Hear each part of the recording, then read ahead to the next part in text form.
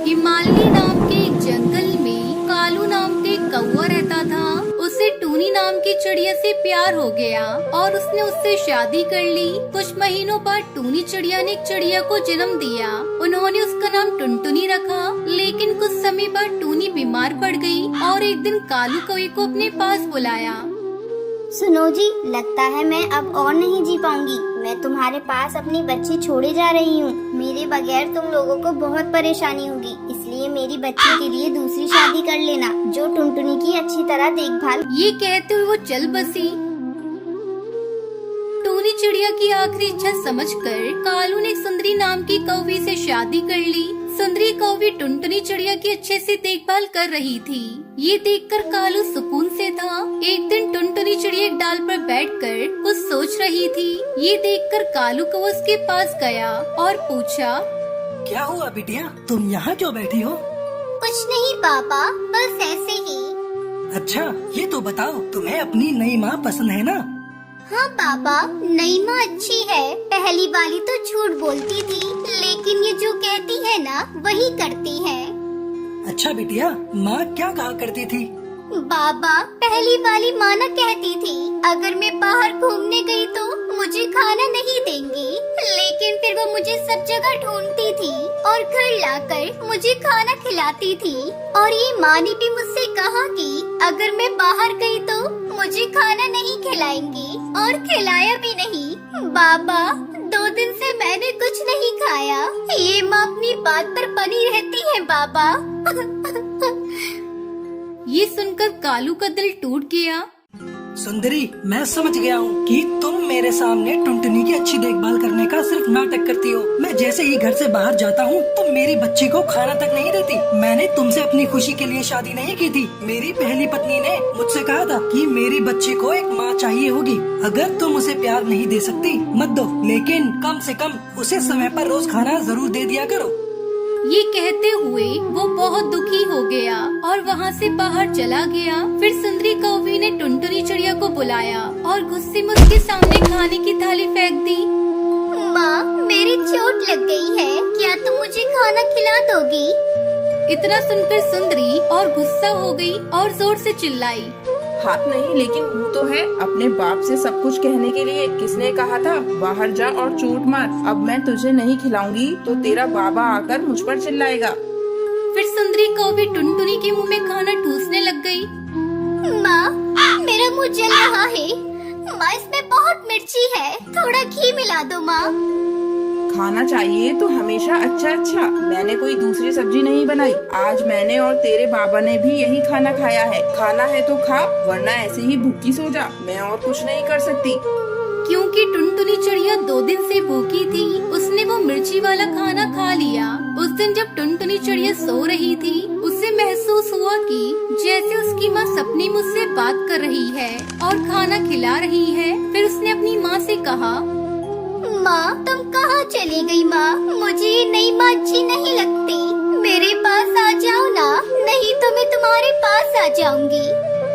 ये माँ भी अच्छी है बेटा, तुम्हें उनकी बात सुननी चाहिए। वो जैसा कहे वैसा करा करो, फिर वो तुम्हें नहीं मारेंगी, ठीक है ना? ठीक है माँ। तभी टुनटुनी चिड़िया का सपना टूट गया।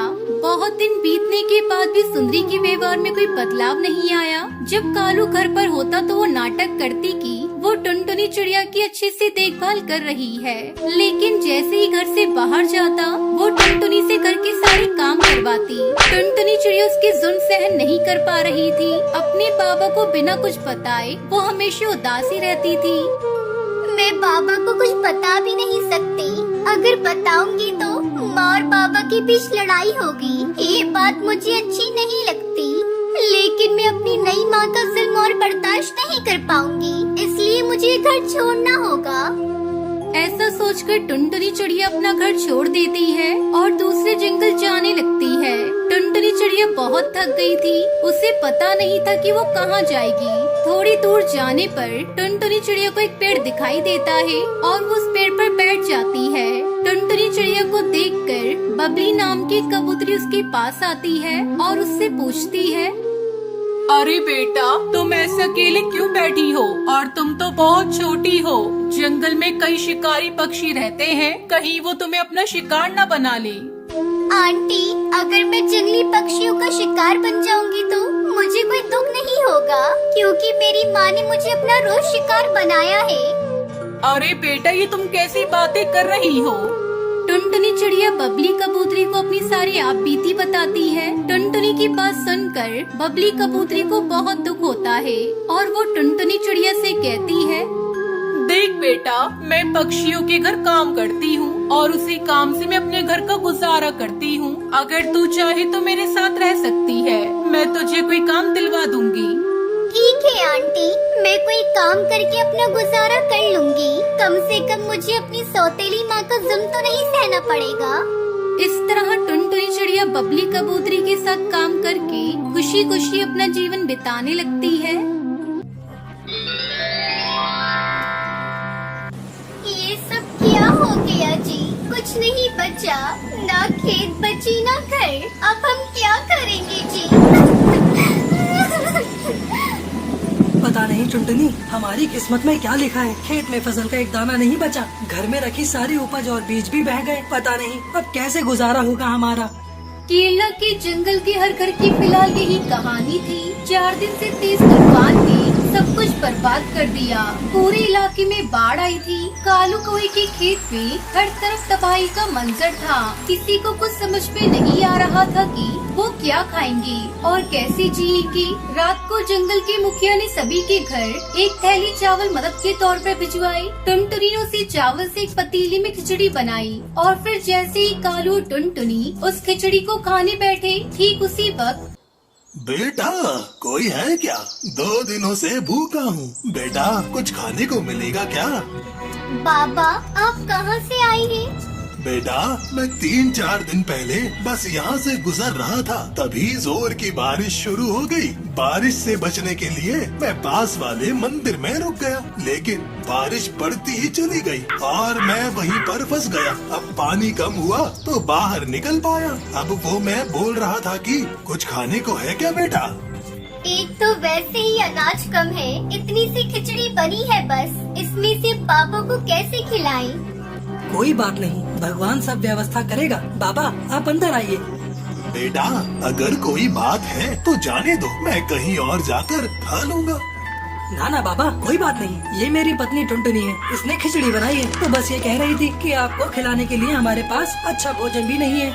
अरे कोई बात नहीं बच्चों, भूखे के लिए तो खिचड़ी भी पालक पनीर के समान है। ऐसी बात है तो आपका स्वागत है। आइए बाबा, जो हम खाएंगे आप भी वही खा लीजिए। कालू और टुनटुनी के पास इतनी भी खिचड़ी नहीं थी कि वो दोनों भी पेट भरकर खा पाए। खाना खाने के बाद बेटा, आप लोगों का बहुत धन्यवाद। अब चलता हूँ। बेटा कालू, जरा एक गिलास पानी पिलाओगे?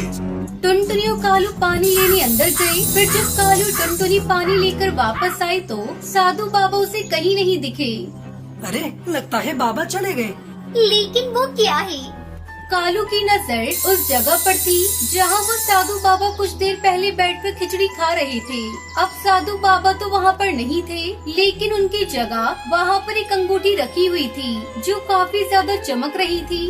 टुनटुनी, अरे टुनटुनी, जल्दी आओ। ये देखो, वो साधु बाबा अपनी अंगूठी यहीं भूल गए हैं। अंगूठी भूल गई? अंगूठी भला कौन भूलता है?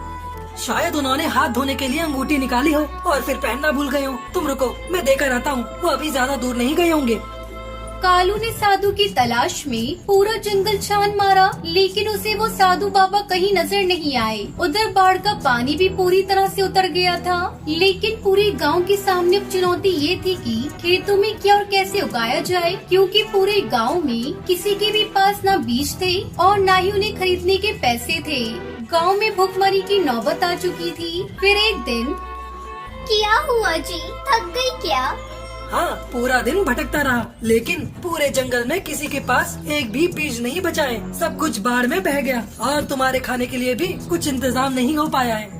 आप मेरी फिक्र मत करो, मुझे भूख नहीं लगी। 2 दिन से कुछ नहीं खाया है तुमने और कहती हो कि भूख नहीं लगी है। हे भगवान, ये कैसे दिन देखने पड़ रहे हैं मुझे। मैं अपने पति को खिचड़ी तक बनाकर नहीं खिला सकती।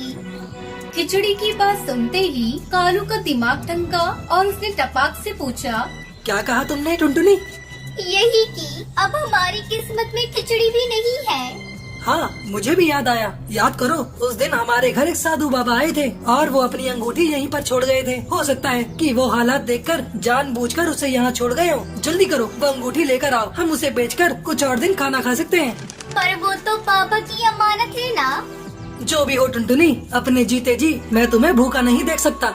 कालू के कहने पर टुनटुनी अंगूठी को ले आई। जब उन्होंने ध्यान से देखा तो उस अंगूठी पर नख की जगह एक बीज लगा हुआ था। असल में वो जादुई फल का बीज था, जिसे कालू ने बड़े ध्यान से अंगूठी से अलग किया। पर कोई अपनी अंगूठी में नख की जगह फल का बीज क्यों लगाकर घूमेगा? यही तो सवाल है टुनटुनी। जरा सोचो, जब हमारे घर में कुछ खाने को नहीं था, तभी एक साधु हमारे पास आते हैं और ये बीज यहाँ छोड़कर चले जाते हैं। दोनों ने उस बीज को अपने घर के गमले में गाड़ दिया। टुनटुनी और कालू को लगा कि कुछ दिन बाद उस बीज में से किसी फल का पौधा निकल आएगा, जिनसे वो कुछ वक्त के बाद कुछ और बीज बना पाएंगे। और इसी सोच के साथ वो दोनों वहाँ से चले गए। उन्हें इस बात का बिल्कुल अंदाजा नहीं था कि उनके साथ क्या चमत्कार होने वाला था। अगले दिन जब कालू और टुनटुनी सोकर उठे तो ये देखकर चौंक गए कि जिस गमले में बस एक दिन पहले ही उन्होंने किसी फल का बीज बोया था, वहाँ अब एक मजबूत पौधा खड़ा था। सिर्फ इतना ही नहीं, उस पर कई सारे लाल लाल सभी तरह के फल भी उगाए थे। हे भगवान, ये कैसे संभव है? इतनी जल्दी फल आ गए। ये उन साधु बाबा का चमत्कार है जी। और मेरी बनाई खिचड़ी का फल, जो इतने सारे सभी तरह के फल के रूप में हमारे सामने है। कालू ने उस पौधे से निकले फलों से एक फल तोड़ा और उसमें से ढेर सारे बीज निकालकर अपने खेत में बो दिए।